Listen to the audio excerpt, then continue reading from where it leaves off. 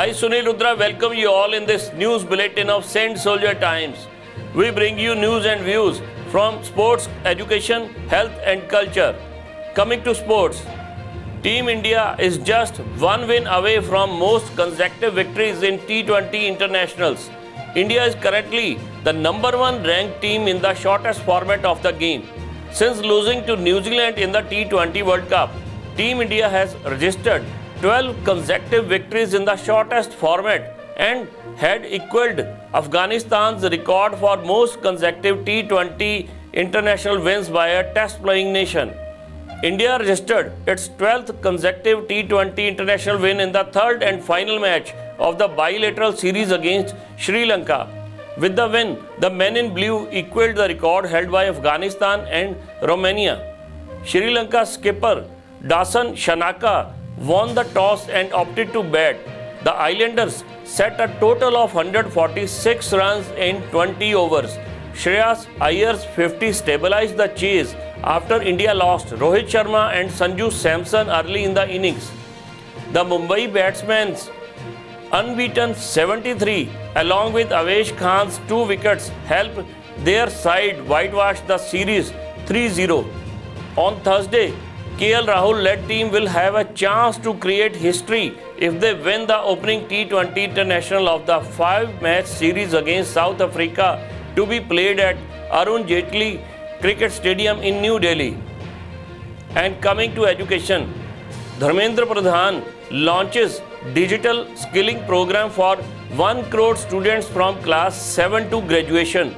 Union Education Minister has launched a digital skilling program in emerging and future technologies on Monday. The digital skilling initiative will focus on skilling, reskilling and upskilling students via internships, apprenticeships and employment to 1 crore students in the emerging technologies, according to the press release. The release mentioned that over 100 plus technology corporate and manufacturing firms have already come on board on this platform to provide free of cost emerging technology certification. Speaking at the launch, Dharmendra Pradhan said that the world is facing unprecedented changes and there is need for skilling, reskilling and upskilling. He said that we must make skilling a mass movement.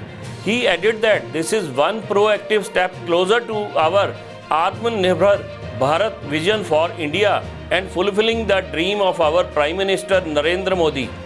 He stressed that today's launch is a significant step towards making India's tech aid a reality. And coming to health, British researchers developed gel that can repair damage after heart attack. Researchers have been successful in generating heart tissues in a biodegradable gel that could lead to new cardiovascular treatments. With the world facing a massive burden on heart-related diseases, researchers in the United Kingdom have developed a new gel that can help repair damage caused by a heart attack. Researchers have been able to support the growth of heart muscles using this gel, showing scope for enhancing cardiovascular treatment. Scientists have long been looking for ways to reduce the risk of progression to heart failure. However, only 1% of the cells injected directly into the heart have remained in place and survived.